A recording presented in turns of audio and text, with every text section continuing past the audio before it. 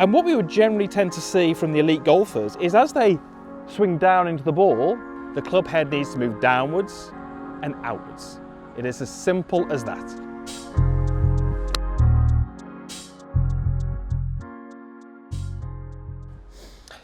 So I know that today's video can absolutely help you with your game, and I can say that not even knowing what you struggle with. I don't know whether you struggle with hitting big curves off to the right or big curves off to the left, but the ideas and the concepts and the drill can help because it can fix both of those ball flight problems. I'm going to obviously share that with you today.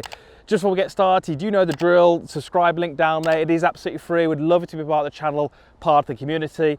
I really believe these videos can help you play some better golf.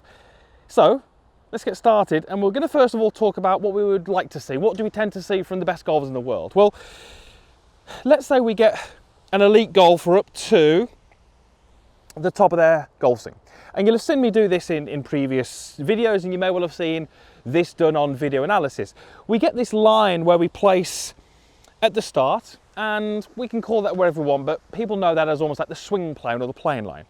And what we would generally tend to see from the elite golfers is as they swing down into the ball, their club, give or take, will trace down that line. It's not always on that line, but it's generally pretty close. And what that really does is it means that when the club strikes the ball, there's a greater chance of that club head travelling towards the target, be that the fairway or the flag or whatever it is that you're aiming at.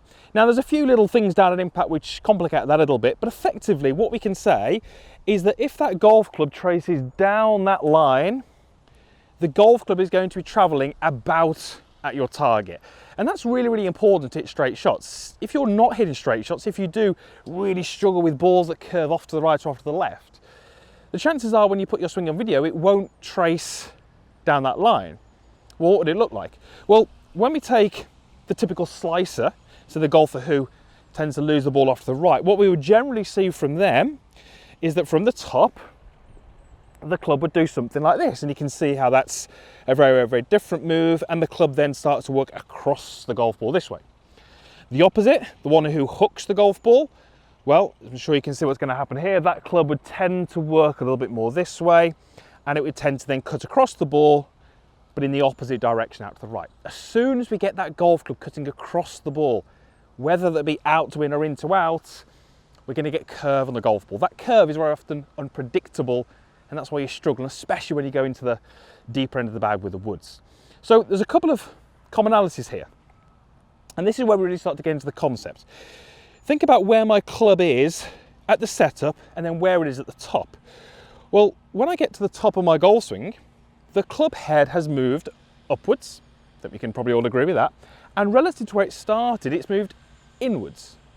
Now, both a golfer who slices it and a golfer who hooks it, the golf club is always going to end up back at the ball. It's always going to get back to that same point, but how they get there is really important. So, in the backswing, the club head moves upwards and inwards. Therefore, in the downswing, the club head needs to move downwards and outwards. It is as simple as that. If you struggle with curve on your golf shots, you don't have the right blend of outwards and downwards. So let me show you what I mean. That typical slicer from the top would have plenty of outwards before they have any downwards.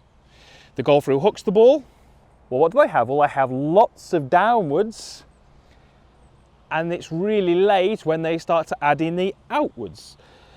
So both those swings had the two elements. They both had some down and they both had some out.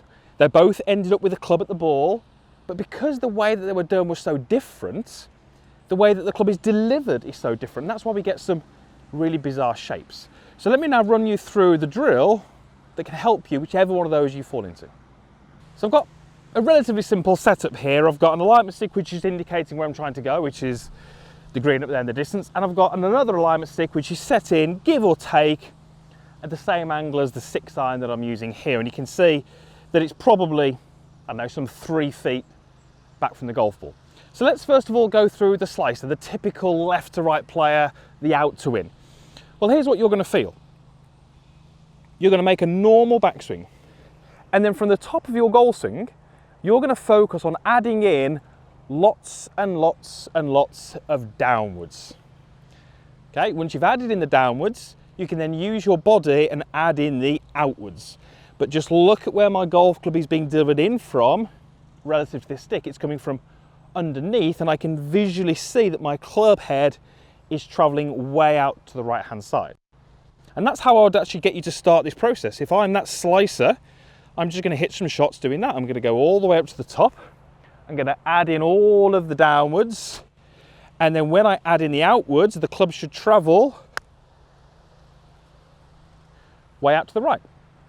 Really slow, really short distance, no speed at all, but that's the best way to start. Now, I actually filmed a whole video on this. I'll link it up in the corner. If you want to look at that in a little bit more detail, that's a great one to watch. So the typical hooker, the one who curves the ball way off to the left, well, we're going to do the exact opposite. We're going to go up to the top, and we're going to get you to feel that you add in all of the outwards before you add in any of the downwards, and you'll see just where the golf club is arriving from relative to the alignment stick. It's far more on the outside. That club's working across.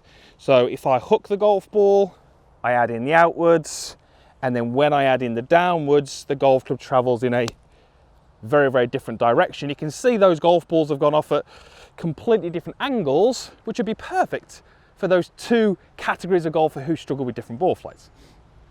Now, have you ever been given or heard of the head cover drill, where someone has told you to place a head cover on the outside of the ball or the inside of the ball to fix a ball flight? I use that drill. However, I believe that drill has been missold for so many years. Simply putting a head cover on the outside of a golf ball for someone who swings out to win and asking them to miss that is, for me, the same as showing someone a video of Rory McIlroy swing and saying, just do that. Okay? Telling me to miss the head cover doesn't really help. I need to know how to miss it. The head cover is simply going to get in the way when I swing out to win. If the instruction is to miss the head cover, that's not enough. I need to know, what should I do to miss it? How am I actually going to move my body, arms and club to miss the head cover? So once we have that first exercise, then we can start to link in the head cover. The head cover is now offering some valuable feedback. I've now got a practice station where I can use that head cover as feedback. I can go up to the top. I can add in my downwards, which is the how. And then as I swing through, I missed the head cover, so I know that my club path was pretty good. I haven't got any devices here to tell me that, no TrackMans, but I know my path was good because the head cover stayed in place. So the head cover is great, offers lots of feedback. Tells me what I did. Did I deliver it out to win or possibly a more neutral path? I need that, but I need the how. I need to know what I need to do in order to miss that head cover. So there's a really basic concept here of that every single golf swing you ever make, from the top, the club head has to go down and out. Has to reach that golf ball. We can't get away from that. But when you add the out, when you add the down, the blend of the two is going to basically give you your fingerprint, your swing, how it looks on camera. So if we want to change that downswing, and we do need to change the downswing if you curve the ball offline, this is how you do it. So once you've done a few of those, you can then start to put a little bit more flow, a little bit more speed into it. So for that typical slicer, we go up, we feel like we add the downwards before we add the outwards.